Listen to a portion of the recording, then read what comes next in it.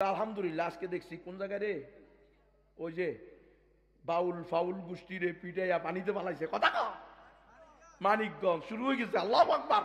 তৌহিদি জনতা জাগছে, আউল ফাউল বাউলের পিটাইয়া পানিতে নলার ভিতরে হালাইছে। এইরকম তৈরি হইবা এই যুবকেরা, এই সমস্ত বেড়া এই সমস্ত তন্ত্রমন্ত্র বাদ দে, গণতন্ত্র দিয়ে হবে না।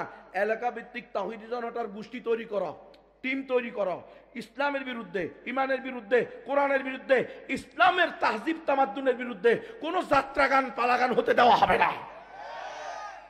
আমাদেরকে আল্লাহ যাত্রাগান করার জন্য পাঠাইছে। হ্যাঁ, যাত্রাগান হলো ইবাদতের মধ্যে পড়ে। কেন মুসলমানের কোন ধরনের কোন সংস্কৃতি ইসলাম বিরোধী হতে পারবে? আলহামদুলিল্লাহ দেখছি মানিকগঞ্জে মাশাআল্লাহ সবাই মিলা যখন দৌড়ান দিছে পানির ভিতরে ঝাঁপ দিছে। খা শয়তান খবিস, কিসের বাউল গান রে? হ্যাঁ, কিসের বালা গান? ইসলামে যেটার অনুমতি নাই মুসলমান সেটার অনুমোদন দিতে পারে? যেখানে কোনো অশ্লীলতার স্থায়ী নাই, কবিরা গুনাহ করার অনুমতি নাই, সেখানে শিরিকের সমর্থন করতেছে এমপি হইবার লাই। কত ভয়ঙ্কর কথা বেটা। আমি সারা জিন্দিগি এমপি হবো না, সারা জিন্দিগি পৃথিবী আমার দেশের কেউ মূল্যায়ন করবে না, তবু আমি শিরিক করব না। ফাঁসিতে ঝুলিয়ে দেওয়া হবে, রাষ্ট্র থেকে বের করে দেওয়া হবে, তবু আমি শিরিক করতে তৈরি হব না। এটা না বেটা ইমানের চাহিদা, ইমানের তাকাদা, মুসলমানের দাবি। কি পীর হইলি, কি মুরিদ হইলি, কি দল করলি, কি ইসলামী দলের নাম দিলি? হ্যাঁ, আল্লাহ বলছে একমাত্র সঠিক ধর্ম ইসলাম, আর তুমি বলো সব ধর্ম সমান। আমাদের কাছে ধর্মে ধর্মে ভেদাভেদ নাই, তো তোমার ভিতরে ইমানই নেই। কথা বলেন না কেন আপনারা? ইসলামে ধর্মে ধর্মে ভেদাভেদ আছে না নাই? একমাত্র সঠিক ধর্ম ইসলাম, মুসলমান ছাড়া আর কেউ জান্নাতে যাবে না।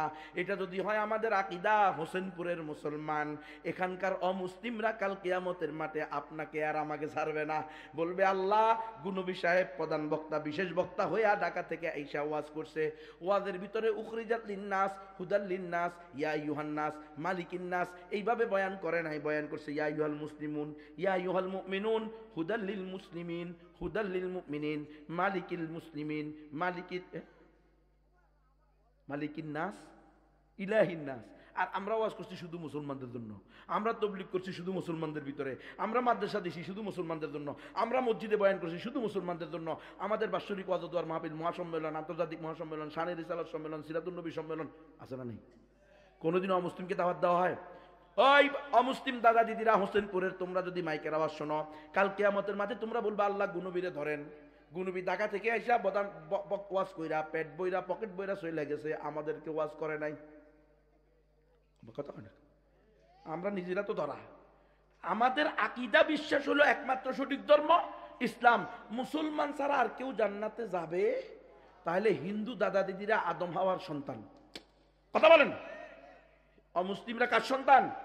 তাহলে এদেরকে জাহান্নাম থেকে বাঁচানো, এটা কি সবচেয়ে বড় মানবতা না?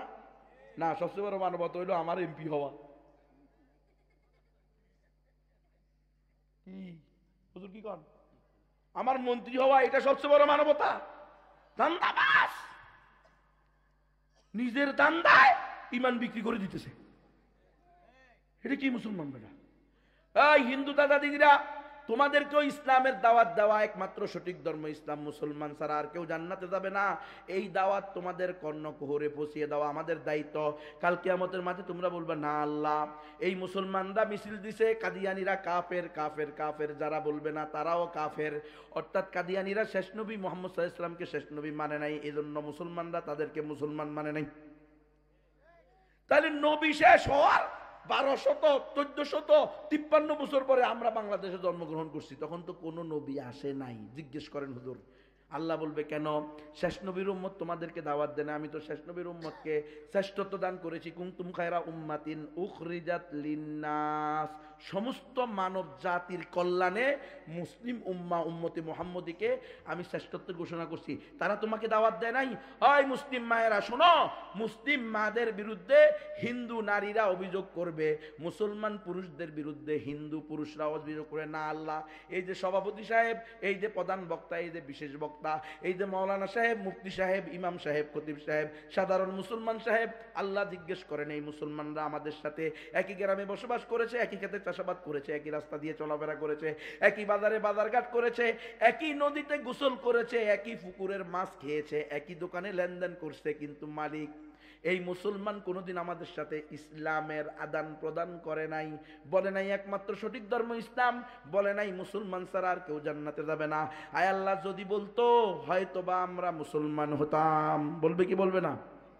এক নম্বর দলিল কোরআন, মা জাআনা মিন বাশীরিন ওয়ালা নাযীর। আল্লাহ, আমরা হোসেনপুরে জন্মগ্রহণ করছি, কোনো মুসলমান, কোনো আলেম, কোনো মুফতি, কোনো মুহাদ্দিস, কোনো ইমাম, কোনো খতিব, কোনো বক্তা, কোনো দাঈ, কোনো মুবাল্লিগ, কোনো মুজাহিদ আমাদেরকে এসে বলে নাই ইয়া আইয়ুহান নাস কুলু লা ইলাহা ইল্লাল্লাহু তুফলিহুন। জিজ্ঞেস করেন এই মুসলমানের সাথে আমি 70 বছর, উনি আমার প্রতিবেশী ছিল।